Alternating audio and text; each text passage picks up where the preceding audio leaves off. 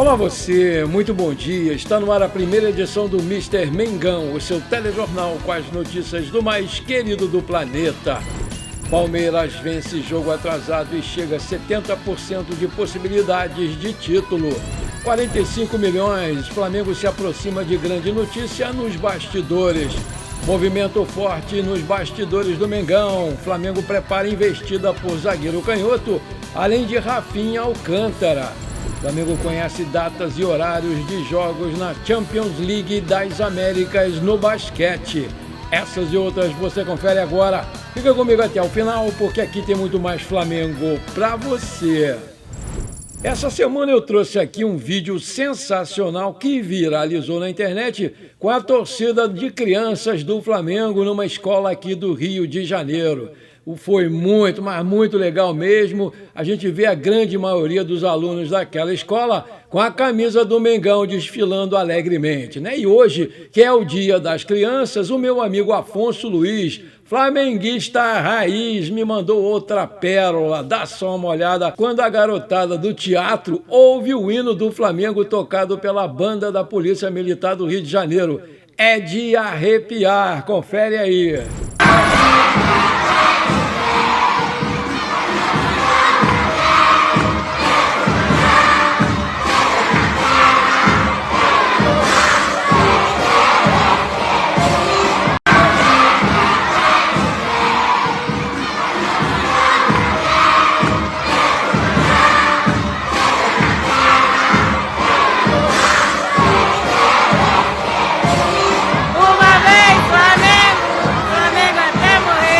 E ainda tem cara que duvida da nossa força e quer ganhar igual a gente nas transmissões dos jogos. Ah, para com isso, o crescimento da nação está cada vez mais forte.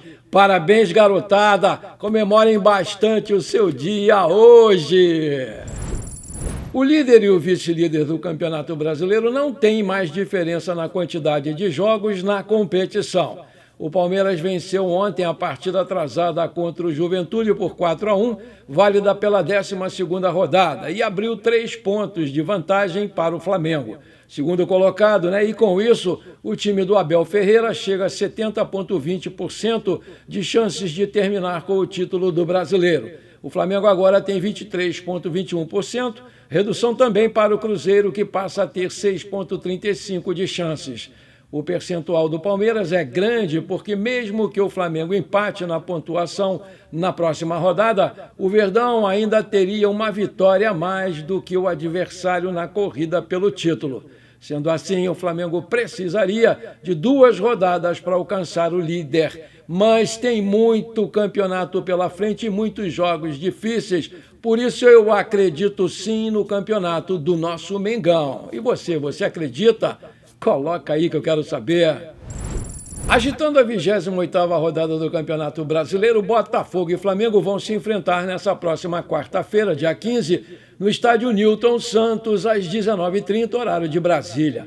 Avaliando mudar o esquema após a data FIFA, o Felipe Luiz quer recuperar o prestígio com o torcedor. Ocupando a vice-liderança, o mais querido tem 55 pontos em 26 jogos na competição e ontem viu o Palmeiras pular para 58 pontos na liderança após vencer o seu jogo atrasado contra o Juventude lá no Allianz Parque. Em toda a história, Botafogo e Flamengo já se enfrentaram 352 vezes. O Flamengo tem 131 vitórias, o Botafogo 107 e os dois empataram 114 vezes. Invicto a 3 jogos no Clássico, o rubro-negro também leva vantagem em jogos pelo Campeonato Brasileiro. Ao todo, até hoje, foram 68 jogos, onde o Flamengo venceu 24, perdeu 16 e empatou 28.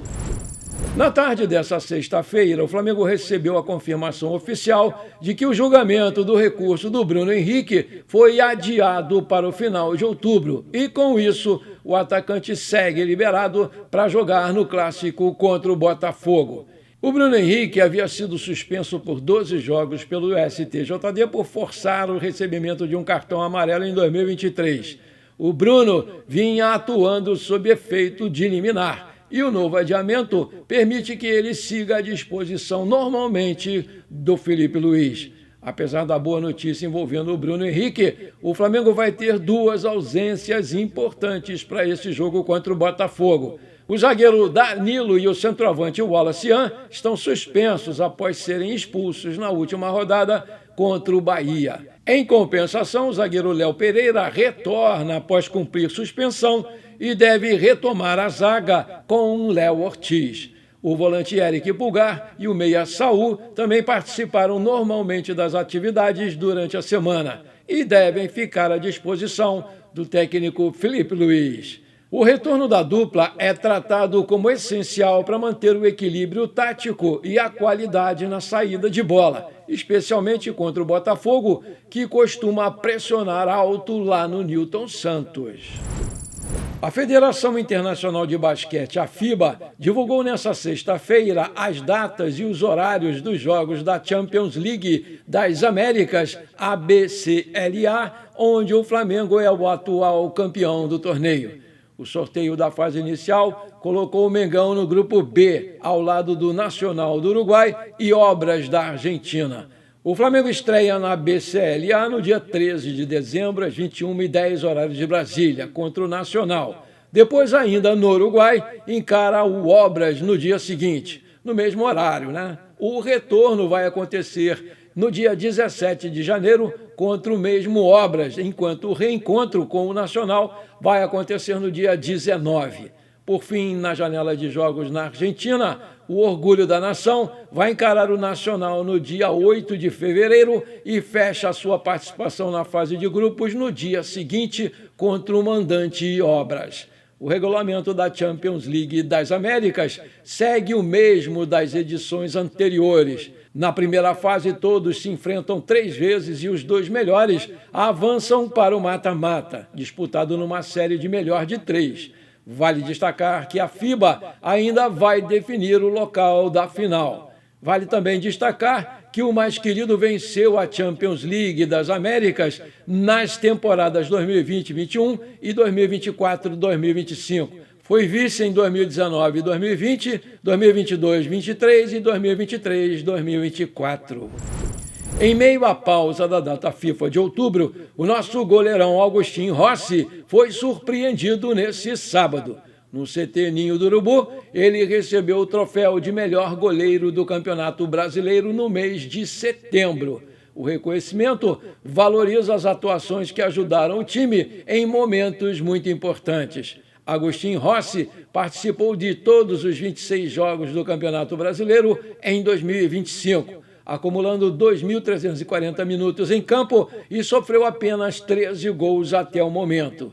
No total da temporada, ele disputou 51 partidas, sofreu 28 gols, contribuiu diretamente para 32 vitórias, 12 empates e 7 derrotas. O Rossi foi peça-chave na classificação do Flamengo para a semifinal da Copa Libertadores. Naquela eliminatória, contra o Estudiantes da Argentina, ele defendeu 2 pênaltis decisivos que asseguraram a nossa vaga.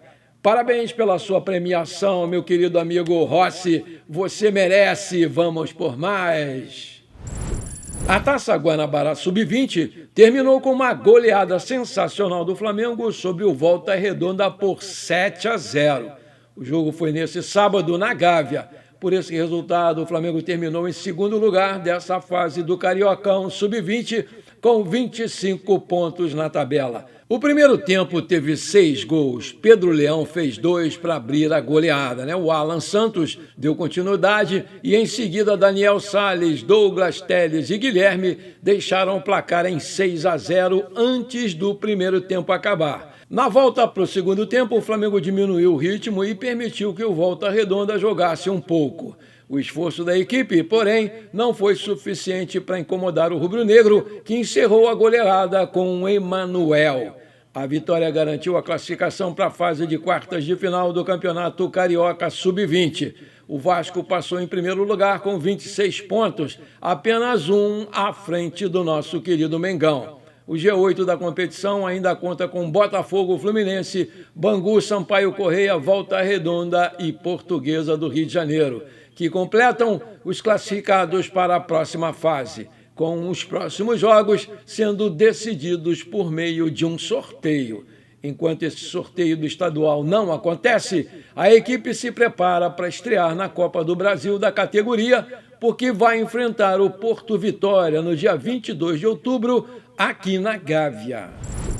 De acordo com informações do portal Coluna do Fla, o Flamengo vai disponibilizar vários ônibus para que as torcidas organizadas viajem para Avejaneda, na Argentina. A ideia inicial é de um ônibus para cada grupo que ocupa as arquibancadas. Além de se preparar para o jogo de volta no dia 29, o Flamengo também trabalha visando o primeiro jogo decisivo no Maracanã e, sob o comando do presidente Ibape, vai realizar um jantar de integração na véspera do jogo, com entrega de placas e oferecimento de total apoio operacional. Aspas, colocamos o nosso time de operação de jogo a serviço deles, com o apoio das autoridades e do BEP, que é o Batalhão Especializado de Policionamento em Estádios, disse lá o BAP, sobre o cronograma para o jogo contra o Racing. Vale lembrar que o primeiro jogo entre Flamengo e Racing vai ser no dia 22 de outubro, aqui no Maracanã, às 21h30, horário de Brasília. E o segundo jogo, e decisivo, vai ser na Argentina, uma semana depois. Maravilha! Se você está curtindo esse programa, então não esquece, manda brasa agora no like para fortalecer o nosso canal. E se você ainda não é inscrito, bora lá, me dá essa moral, me dá essa alegria, me dá esse prazer. Aperta o botão inscrever-se, aperta o sininho ali e pronto. Dá uma hypada no vídeo também, que é muito importante. Valeu, muito obrigado! O Flamengo pode receber uma grande notícia muito em breve nos seus bastidores. Trata-se da venda do naming rights do Maracanã, onde o Mengão pode ter direito a uma boa quantia, segundo o portal ge.com. O Flamengo e o Fluminense querem faturar cerca de 70 milhões de reais com o Maracanã. E com isso, o Flamengo teria direito a 65% do montante gerado com a venda desse name rights, e isso daria 45,5 milhões de reais, enquanto o Fluminense ficaria com 24,5 milhões de reais. E com isso, os dois poderiam praticamente pagar o Maracanã só com a venda desses name rights.